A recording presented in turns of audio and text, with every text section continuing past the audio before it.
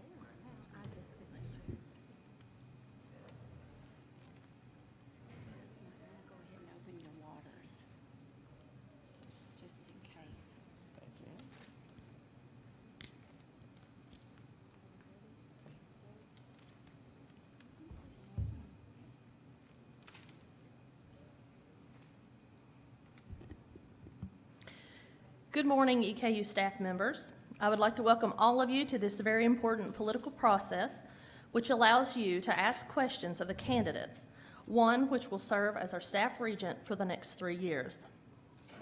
First, I would like to introduce you to the members of the Staff Council that are here in attendance today. I'm Stephanie King, and I currently serve as the chair of the Staff Council.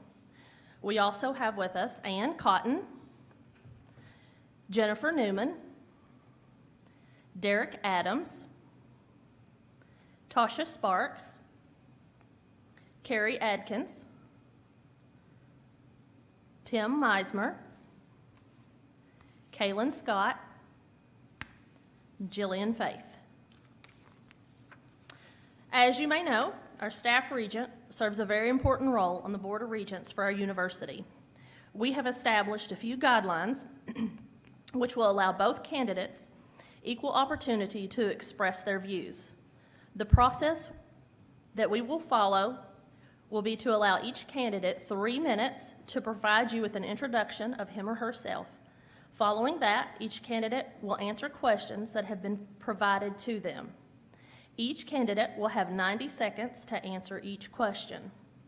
If you would like to submit a question to be answered, please visit the Staff Council members in the back of the room so that your question can be submitted. We will also take additional questions from the audience near the end of the forum. Bryan, if you would like to go first with your introduction. Sure, thank you. Good morning, everyone. As means of introduction, I want to thank everyone for the opportunity to run again for a second full term as a staff regent. As a matter of history, I've been affiliated with EKU since 1995, where I began as a student. While a student, I worked as a student safety and health inspector and fire extinguisher lab technician, and also a bombing crime scene investigation instructor. I did graduate with a bachelor's degree from Eastern in 1999 from the College of Justice and Safety, and I graduated with a master's of public health in 2006. Currently, I'm working on a doctoral degree in education leadership and policy studies at Eastern, where I've completed all of my coursework and am now all but dissertation. I have previously taught classes in justice and safety since 2006 and became a full-time staff member in 2009, beginning as the Director of Environmental Health and Safety. Since this time, I've also taken on responsibilities of risk management and insurance and the Division of Public Safety. In the past, I have had experience serving on the Board of Regents for the past 4 years and building the relationships with the fellow regents and new regents to be successful in this position. I've worked in private, for-profit, automotive manufacturing, non-for-profit healthcare, non-for-profit state government, and have extensive experience in managing budgets and understanding the importance of working together as a team to achieve common goals. I think key issues that we need to continue to address as staff include breaking down silos and continually trying to find ways to work together to the common goal of supporting the university in educating our students. If we do this well, we should and can expect good return on our investment. We need to work to enhance EKU's presence in our service region to continually attract successful students, and we need to maintain and recruit high-quality employees to serve these students and find creative ways to do such, especially in light of the state's budgetary constraints that are being placed upon us. I'm a firm believer that if everyone does their part to support one another and produce high-quality, educated individuals, our product will be sought after and revenue will grow. I will continue to be, for the staff, available to listen to your concerns, an active voice to represent your voice to the Board of Regents through soliciting via emails and by private conversations.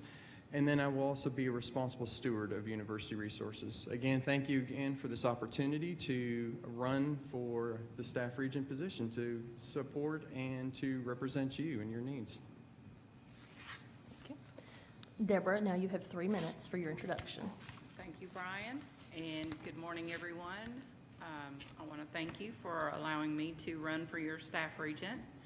I've been with EKU for the past 13 years. I started in 2005 in the registrar's office, where I learned teamwork and getting along with others.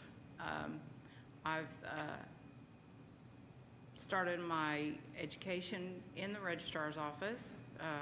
I did an associate's degree in office systems and technology, where I graduated in 2011. And from there, I felt I needed to continue my education, so I went on and just last year, I graduated with my bachelor's degree in general business and technology. I'm now still in school, doing my master's degree in student services and student personnel services in higher education. I've actually volunteered for T-ball with my daughter. I've been a Sunday school teacher. I've actually not been a lot involved with EKU in any other capacity other than a student and a employee, and I appreciate EKU for all that they've given me. They've given me the ability to go to school and get my education, and I would like to be able to give the staff a strong voice with the Board of Regents, where I will voice your concerns and your questions, and if you need, anytime you need me, I will be there. You can email me, phone me, whatever. Be glad to answer any questions, and if I don't know, I will be glad to find out for you.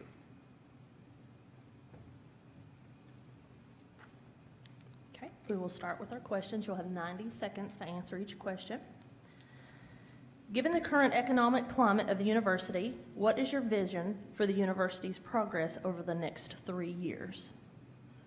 Bryan, would you like to start? Sure, thank you.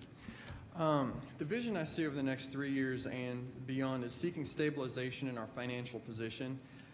What this is going to require is that we look into the future, bring out our crystal ball, metaphorically speaking, engage or attempt to gauge the political climate in Frankfurt to determine what future impacts the pension system, performance-based funding, and the continually, at least currently, defunding priorities that we can utilize to implement mechanisms to proactively increase revenue and won't be so constrained by the winds of the political environment in Frankfurt.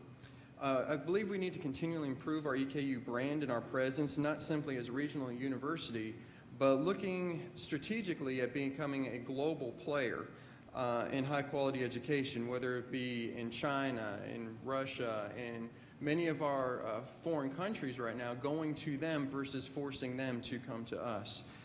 We need to focus money and capital investment into academic programs that students are actively choosing, and importantly with that, into staff support within those respective academic programs to ensure that we embrace recognition as a leader within these career fields of which we are currently successful.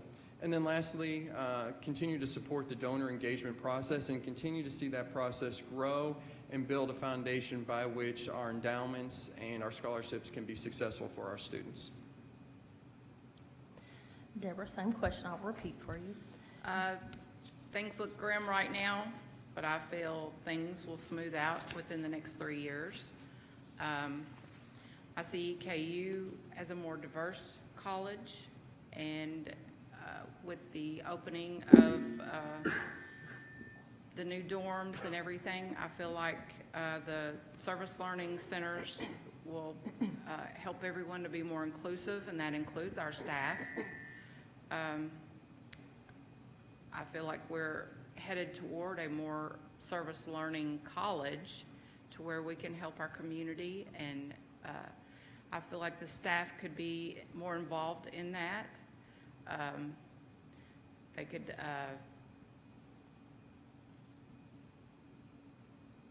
I've lost my train of thought, sorry. I feel like we could be more involved in the community with everything. I'm sorry. Go ahead. Okay. We'll move on to the next question. Debra, we'll let you go first on this one. What would you say is your highest immediate priority should you be elected staff regent? The concerns of the staff and being able to actively listen to their concerns and bringing those to the Board of Regents and helping them make decisions on what would be the best for the staff.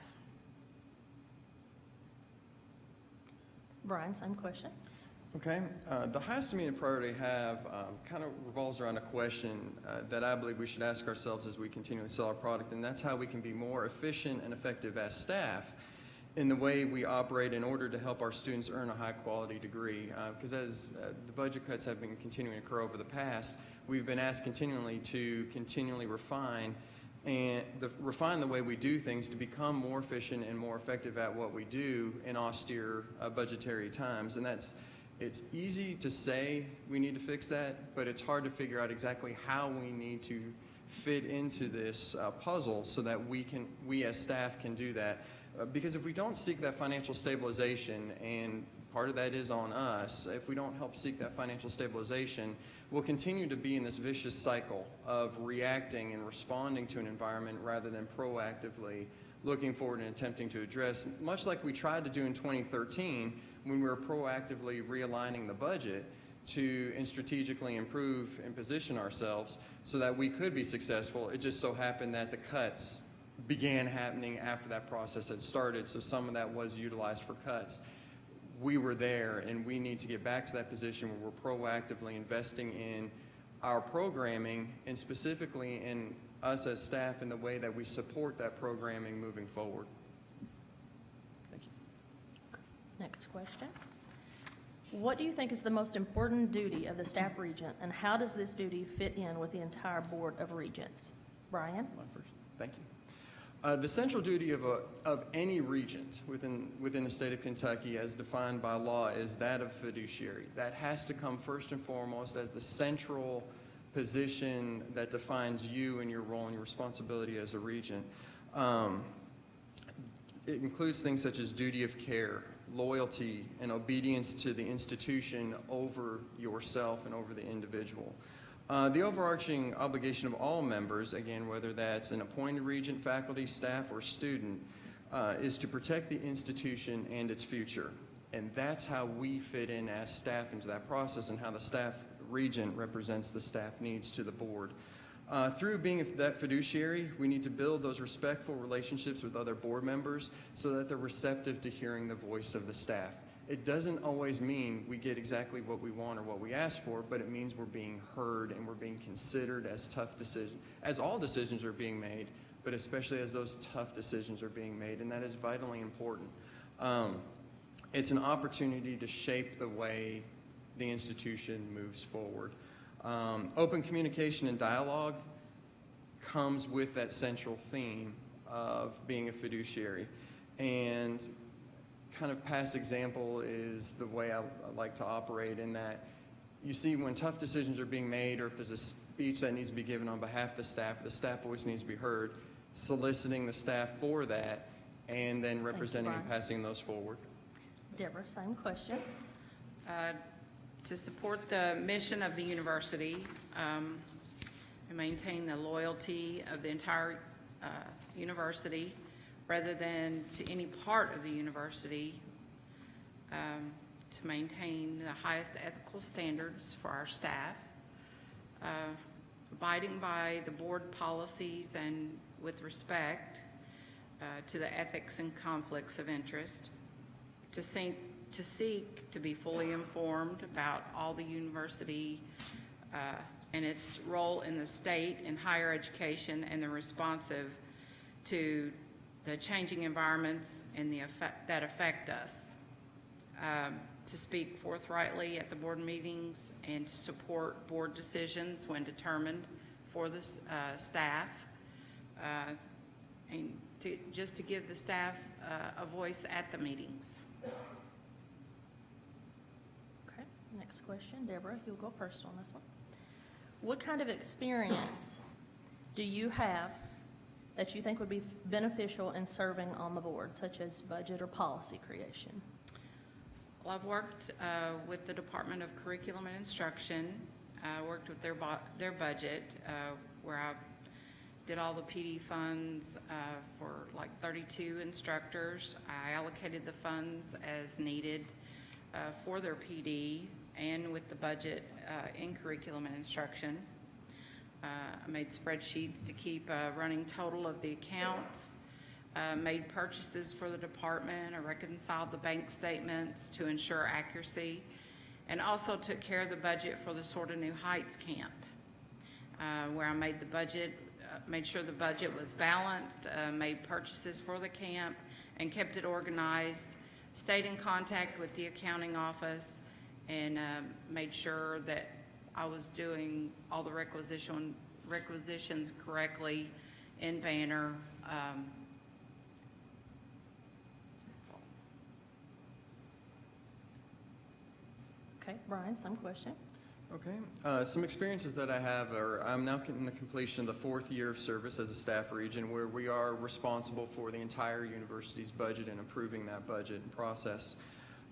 This experience certainly has helped me better appreciate the complexity and challenges that we face as a regional institution in our state in today's climate, and building our budget and structuring our budget in a way that's meaningful, where we can be competitive with the other regionals, not only in our state, but in the surrounding states around us. I have served as the SACS Reaccreditation Committee as a team member. I've served on several local boards in the past, other than the Board of Regents for the university, such as chairing the local emergency planning committee and managing that budget and the grant processes with that. Boys and Girls Club Madison County, Richmond Rotary Club as a secretary and board member, the Chemical D-Mill Community Advisory Board, and several others.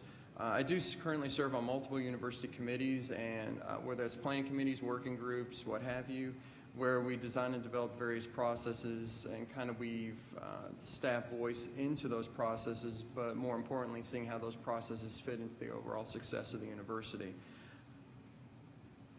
Okay. What do you believe Eastern can do to help with morale in light of changes in benefits and lack of raises? Bryan? For morale's a tough one. I believe personally, I'll speak about myself, it's incumbent upon each one of us to champion Eastern every chance we get and everything that we do.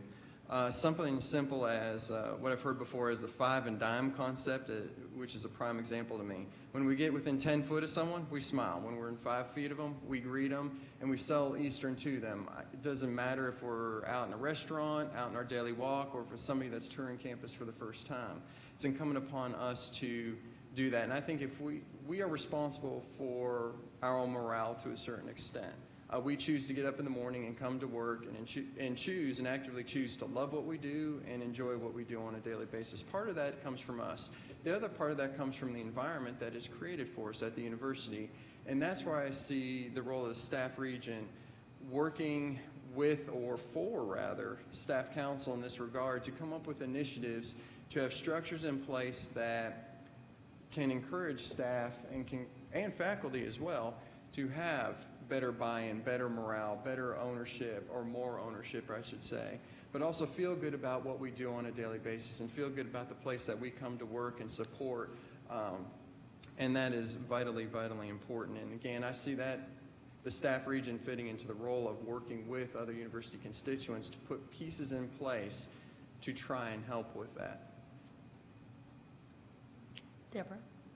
I feel staying positive, be inclusive with the staff, make sure they are informed about decisions made that are about them, offer incentives like the Healthy You at EKU has done, such as gifts for completing a task or a monetary incentive on their checks once completed, such as service learning for the staff, as well as I feel if we had incentives for the staff to be involved in an area, the whole college would feel more cohesive and not alienated from the rest of the campus. I would like to remind everyone, if you have a question that you would like to be submitted, if you can go to the back table, the back of the auditorium, and submit that question. We can ask the candidates. Okay, Debra, this question will be for you first. How would you ensure that every staff member can feel comfortable coming to you with concerns or questions? Well, I'm just like you. I feel that if you have an open door policy and ensure that everyone has a voice, anybody can call or email me at any time. I guarantee that I'm going to listen to what you have to say, be there when you need me. As I said on my flyer, if I don't know the answer, I will find out.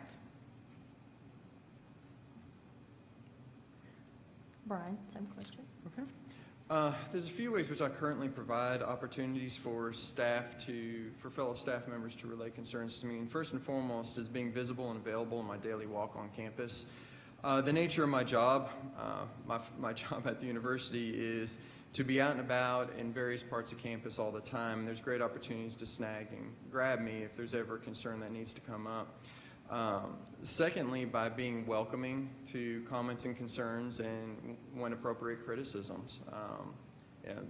There's no perfect way to do anything. There's always better ways. So hearing that and being approachable to that and being respectful when that occurs is important. The third way is by showing that I'm willing to take concerns forward to the Board of Regents and to the President of the institution when warranted, unless an individual desires not to be named in that process. One of the examples I have is, again, before big decisions are being made or before an opportunity to speak on behalf of the staff is made, I've traditionally solicited staff to give their voice to it and have submitted those concerns without the names of the staff on them or identifiers. I've submitted those to the board and the president prior to decisions being made so they could hear that voice firsthand. And then if I'm given the opportunity to make a statement on behalf of the staff, I weave those questions, those concerns, those comments into that narrative to try and collect those and, in a way, aggregate them and get the common themes presented, again, so when the board's making decisions, it's an informed decision. Bryan, you'll go first on this question. Okay. What are your feelings on the various building projects that we have and that are taking place on campus? And would you have placed the priorities of these projects on another level? Okay. I don't know about placing them on another level, but what I will say is that given our primary objective here is to attract and educate successful students, it's very, very important for us to listen to what the student wants. And for many of us, that includes us as being students as well. But listening to what those students want and need and take a look at our environment that's around us and ask ourselves a question, do we want to stay with the status quo and maintain where we've always been? Or do we want to be competitive with our other competitors out there who have already done many of the things that we're doing now? And that includes our students wanting new and modernized residence halls with features, having a new dining facility, having a dedicated facility for students to be successful, which will be the Powell renovation. Students who pay fees want to see an improved and modernized recreation facility. So given that we're listening to the voice of our customers and constituents that are out there, they desired to have these things, and also, again, so Eastern's not moving backwards, because if we're staying still, we're moving backwards, because our competition is moving forward at record pace. There was a need to strategically invest and then also have funding outside of the normal process for funding for positions to pay for these, such as either a student fee or in the residence hall structures, pricing the residence halls to reflect paying off those loans so that they're not paid for out of the traditional M&O of the university. Debra? I know we need to stay competitive with the other schools and be able to offer the most advanced classrooms and tools for learning, but with the budget cuts, it looks as though EKU doesn't care about their employees when all the construction is going on. I realize the money for the building has been earmarked with donated funds, but employees don't see it that way. They see all this construction and they say, why can they build a multi-million-dollar building, but employees are getting fired? How is that fair? I feel maybe the multiple renovations and complete rebuilds could have been completed by doing it in steps. Do one building, and when completed, start another one. But doing several at the same time looks as though this is all EKU is worried about, is the beautification of the campus and not their employees, who are the backbone and keep the campus running. The staff regent duties do require volunteer time. What are some of the things that you have volunteered for in the past? Debra? Like I said in my opening, I was a t-ball coach for my daughter's team when she was little. I teach Sunday school right now. I was the youth director at a former church that I was at. I've taken youth groups on several outings like Kings Island to Natural Bridge. I wanted to be more involved with the campus, so I felt this was a good opportunity for me to help the staff be heard. Bryan? My volunteer service began early on. Kind of just to make part of my makeup and fiber of who I am is I tend to have that servant mentality when I go about my daily walk. Early on in high school, I was a coach of Special Olympics for both volleyball and basketball. I was a volunteer firefighter and EMT up in Erie, Pennsylvania prior to coming down to college to get my degree. My family and I are involved in various activities in church and opportunities there. I've been a volunteer board member of, first and foremost, the EKU Board of Regents. This is a true volunteer opportunity that is done in your own time. Boys and Girls Club of Madison County, the Ellis Safety Coalition Board, Chairman of the Local Emergency Planning Committee, member and secretary of the Richmond Rotary Club. And then specific activities here at EKU are when staff council has an event, as long as I can make it, I tend to either try to be there and support or to help with those various initiatives that occur. There's cleanup days, and the list kind of goes on and on with the opportunities to serve at the university. What I will end with is kind of a similar theme of what I believe should be true, is that when I choose to serve, whether it's volunteering or otherwise, I'm 100% dedicated and all into whatever it is. I'm only going to take something on that I know I can dedicate the time to and then utilize the talents and abilities that we've been given to best serve in that position and opportunity. What is the role or responsibility for the staff regent in supporting student success? Bryan? Sure. Seeing as in supporting student success, I'm going to take that meaning the success of students, not the department itself. Fair enough. Okay. To look at the success of our students, the students are why we're here. That is the product by which we sell as an education, the quality of the education that we provide. Much like the manufacturing environment, you are not going to buy a product that is built with poor quality. So the role of the staff regent truly is to ensure that we set the number of colleges and the appropriate number of disciplines. We approve the degrees. We also set the programs for the institution. Every program that is brought forward has to be approved by the Board of Regents. So we look at those and scrutinize every one of those. And likewise, during every quarterly meeting, programs are eliminated. It wasn't just in this last Regents meeting. Programs are both created, suspended, modified at every Regents meeting I've ever been at. And that process is continual, so the staff regent needs to be vetted and needs to have a deep understanding and appreciation for the structure of the programs that we have so that we can afford and continue to offer and properly support the degrees by which we are producing and how we produce those degrees. That really, in my opinion, is the role of the staff regent in ensuring that we set the stage for our students to be successful, and is digging in those programs and supporting those programs with staff and faculty. Debra? I agree with Bryan. The students are the reason we are here. If we didn't have them, we wouldn't have a job. So, and showing support for them and helping them get the degree that they have come after, I'm sure that the staff regent is one of the people that hear from the advisors and probably the faculty as well as to what the students need to succeed in their programs, and going to the Board of Regents to be able to give them the information from the staff and what the students need in their programs or in their degrees would be part of their jobs.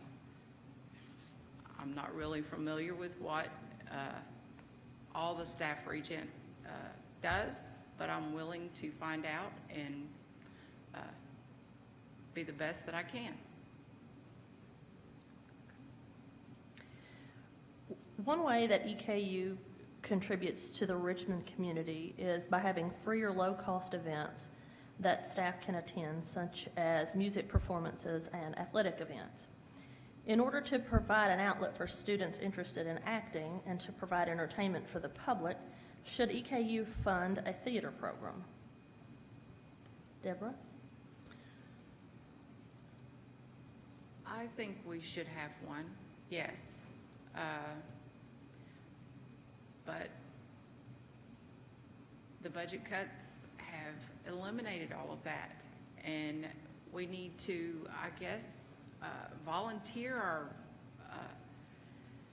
our time to allow the students to be in that program, even though they're not going to get credit. Maybe it's something that they would be interested in doing, like a high school event or something. I think we should have a theater program, yes, because acting allows you to not be afraid like me on stage. And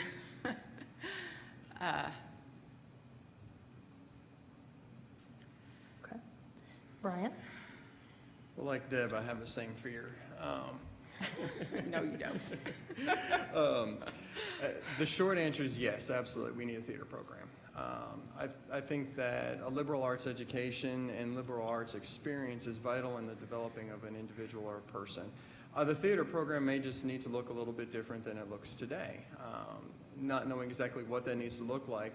But there are plenty of programs that operate on this campus that aren't a structured part of an academic program that gives students experience. And it's important for us to consider all different ways we can do that. Of course, budget is always part of that mix in that conversation, but there are cost-effective ways to offer a theater program, much like many of the other programs that we do offer on campus, again, that aren't part of a formal, structured academic program or experience. Although there is a piece of that that's important, and certainly encouraging the the faculty and the chairs and the leadership within the respective area to come forward with ideas about creatively ensuring that we can continue to offer a theater program. And as a Regent, you do get an opportunity to attend some of these events, and they are truly remarkable what our students can pull off. And removing that experience from students wholeheartedly would be a mistake. We do need to continue to have offerings. It may just need to look different in the future than it looked yesterday. And it's important to be creative as we make our way through that process, but also listen to the College of Arts to see how they want that and how they feel that program would be successful with given the budgetary constraints that we have. And I'm confident we can do that and continue to offer some form of a theater program. How do you counter the argument that says there is too much administrative bloat in the light of many of the governmental requirements that exist? Bryan? Sure. I'm going to approach this from a way of, I would never want to give anyone the impression that someone we have at this university is not important or essential to the way we operate. Because saying someone is more or less essential than somebody else would be, from my perspective, a dangerous thing to put out there. As far as the administrative roles, I will say I have a better understanding for many of the administrative roles we have on campus, having been Regent, and understanding the complexity of many of the jobs that folks have as they go about their daily walk and their daily grind back in their offices that many of us don't necessarily get a chance to appreciate.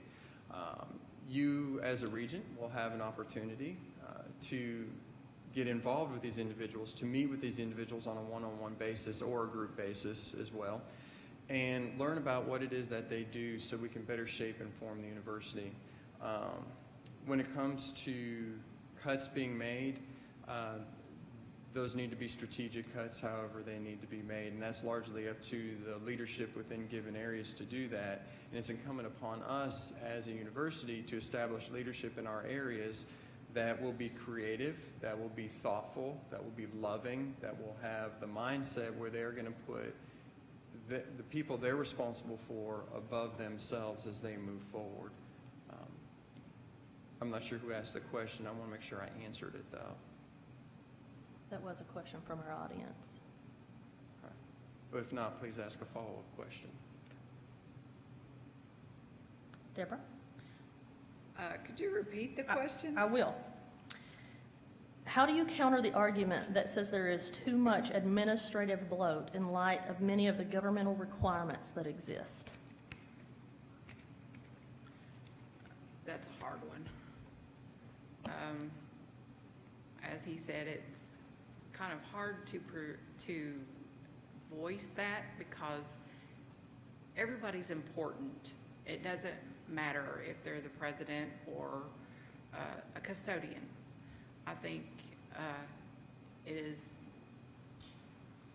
there are ways to, how would I say this, to not have as many administrators as there are, and maybe bring that down to the lower part of, I'm not trying to say anybody is lower, but I'm just make it stream down a little further to where there are more people kept, like people who've lost their jobs. Those people could have kept their jobs if there weren't higher administrators.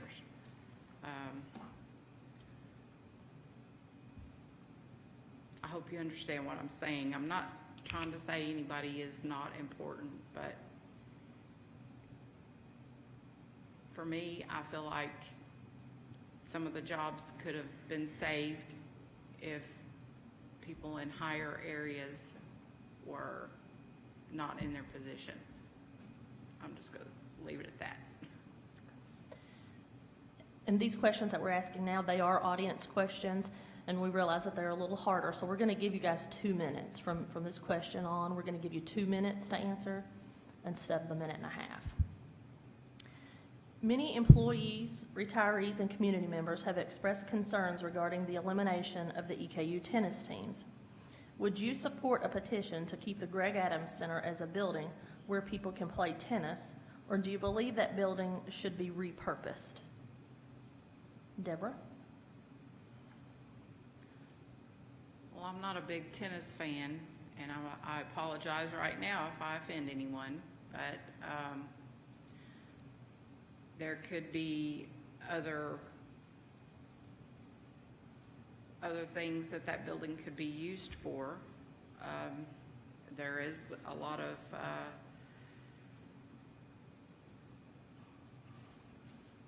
there's a lot of problems getting classrooms on campus, and being able to use that as classrooms might be beneficial.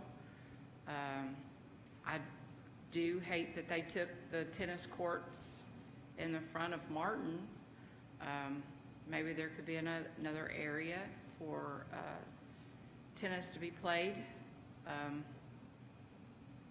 I did the scheduling and everything in curriculum and instruction, and we had a very difficult time finding classrooms. And if we took a building that was being used for just one thing, maybe we could add the classrooms into that building as well as keep the tennis. Bryan? Okay. I'll start by saying I believe town and gown relationships, community relationships are vitally important to the success of the institution.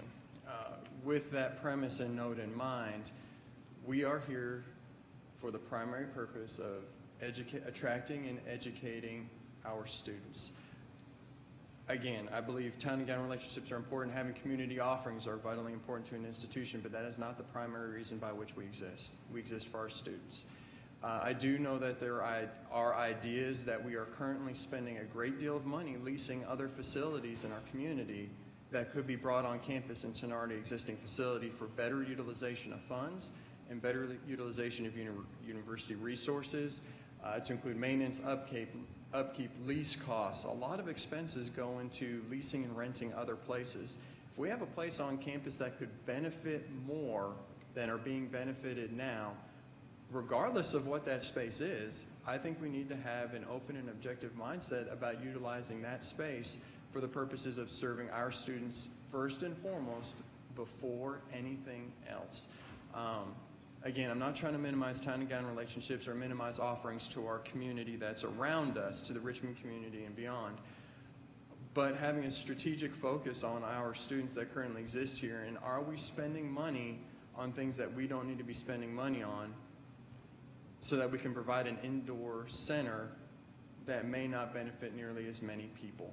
And I'm talking specifically about academic programs do want and could utilize that space for their benefit and their purpose at a much, much cheaper cost than what we're paying right now. So there's some strategic cost savings that would be involved with that as well. So again, I'm an advocate for town and gown, but I think that facility, if not going to be used for an EKU tennis program, should be utilized for EKU academic programs to have cost savings there. What are your thoughts on the tuition freeze for the upcoming fall semester when the university was grappling with a $25 million cut? Bryan? That's my first. Thank you.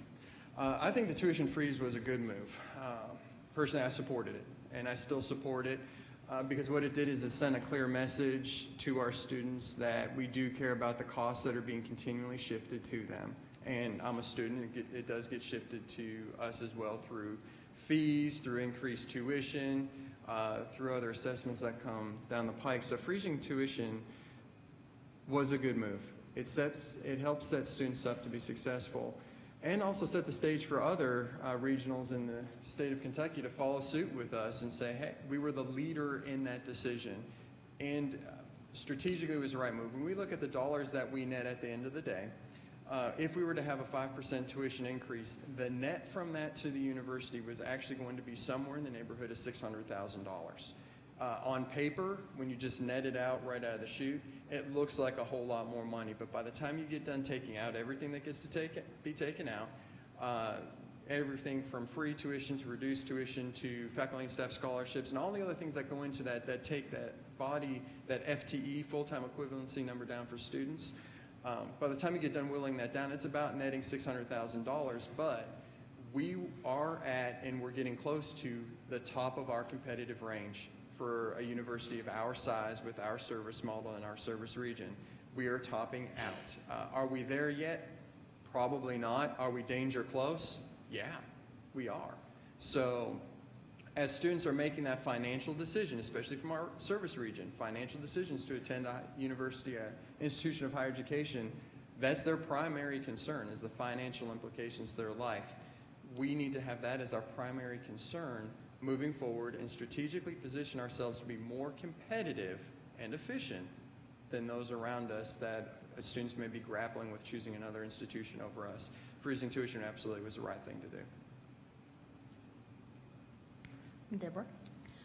I agree with Bryan. I think freezing the tuition was a good idea. It actually shows students that we care and that we want their business.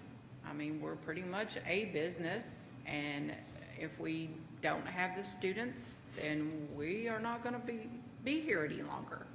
So showing them that we are freezing the tuition and trying to pull in students that are at other universities that cost way more than we do. UK, for example, there are several students that transfer from UK to EKU because of the cost. And if we want to stay competitive, we have got to do something to attract those students. And I feel like freezing the tuition has accomplished that this year.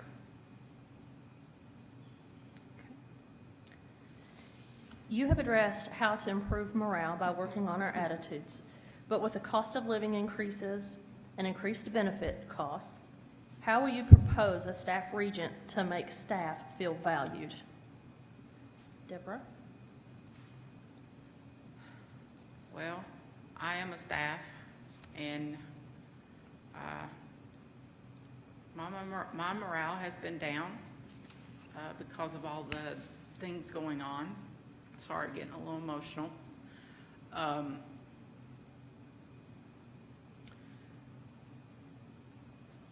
But if we have good bosses that encourage us and want us to do better, and we do incentives, like I said, maybe do a garbage pickup or whatever. Have an incentive to win a T-shirt or to maybe have something put on your check at the end of the 6 weeks or whatever time it takes for you to help with that program. I think it's hard to raise your morale when things have been so grim looking lately. But you have to put a smile on your face and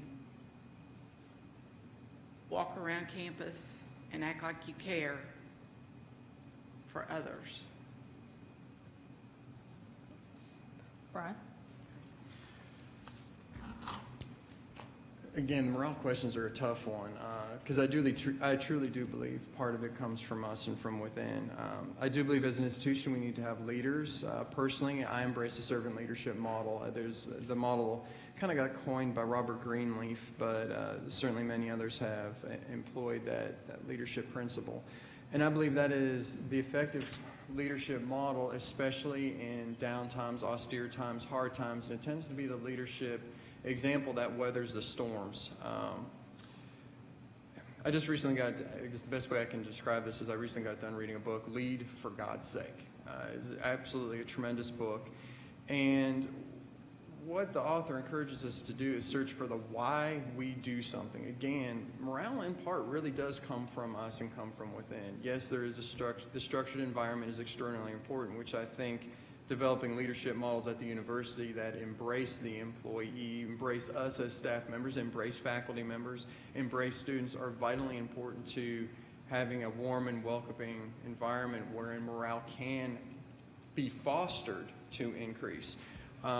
I will say money is absolutely important, but it's not always going to be available or offered. And I think from a staff regent perspective, we can be involved in the various committees on campus, whether it be the benefits committee, the retirement committee,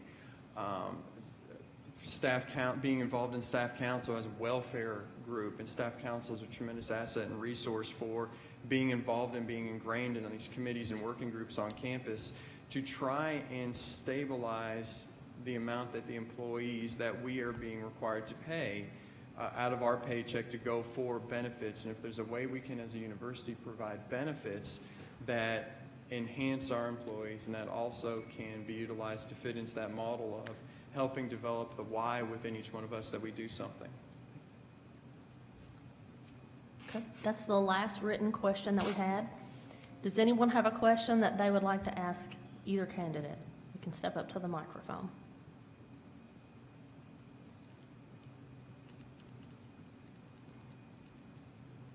Okay. Thank you for participating in this important part of the election process for your staff regent. However, this is just the first part.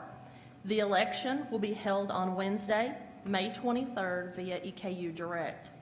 Voting will begin at 7:30 a.m. and will end at 4 p.m. If you have questions about the voting process, please contact a staff council member as soon as possible. Again, thank you for your involvement and encourage those you work with to vote. Thank you.